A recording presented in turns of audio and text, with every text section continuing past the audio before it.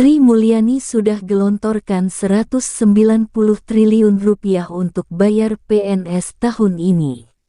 Realisasi belanja pegawai dalam Anggaran Pendapatan dan Belanja Negara (APBN) tahun ini mencapai Rp190,4 triliun sampai dengan akhir September.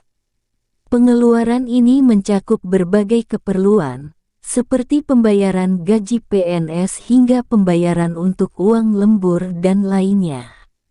Realisasi belanja pegawai tahun ini naik 4,4% dibandingkan tahun lalu. Pengeluaran ini mencakup pembayaran gaji dan tunjangan sebesar Rp146,9 triliun, naik 2% dibandingkan tahun lalu. Sri Mulyani juga membayar tunjangan kinerja, honorarium, lembur dan lainnya bagi PNS sebesar Rp63,4 triliun atau naik 9,5% dari tahun lalu. Kenaikan belanja pegawai ini karena adanya pembayaran THR dan gaji ke-13 yang waktu itu disertai dengan 50% komponen tunjangan kinerja, sehingga lebih tinggi dibandingkan tahun lalu, ujarnya.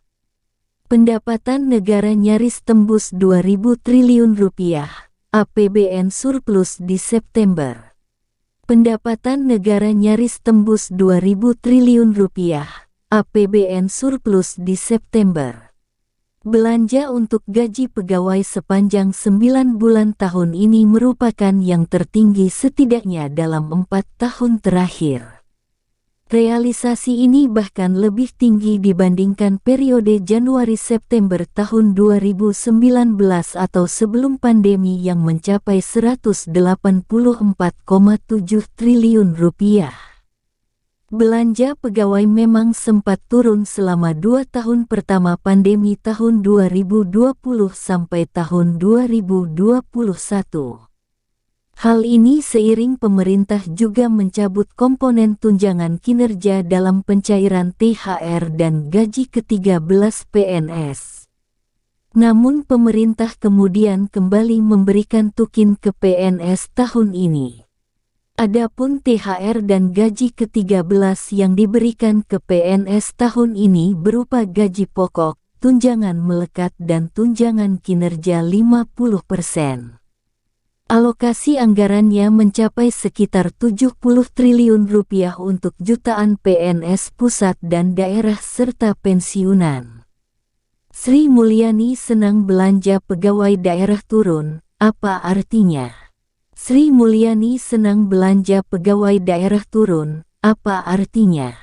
Dalam konferensi per sore ini, Sri Mulyani juga melaporkan update untuk realisasi belanja pemerintah pusat lainnya. Belanja barang mencapai Rp261,2 triliun turun 17,6% dibandingkan tahun lalu. Penurunan ini karena belanja untuk COVID-19 berkurang. Namun Sri Mulyani menyebut belanja barang untuk kebutuhan reguler non-COVID-19 masih tumbuh 12,3%. Ini berarti bagus karena COVID-19 terkendali dan tidak memakan sumber daya APBN yang sangat besar. Ini diharapkan semakin hilang dan fokus belanja barang yang benar-benar memperbaiki kesejahteraan masyarakat, kata Sri Mulyani. Realisasi belanja modal sebesar Rp106,6 triliun. Realisasinya turun 10% karena pada tahun lalu terdapat sejumlah belanja modal yang merupakan carry over dari tahun sebelumnya, sementara tahun ini tidak ada. Karena itu, Sri Mulyani melaporkan belanja modal secara reguler, tidak menghitung adanya carry over, sebetulnya naik 6,4%.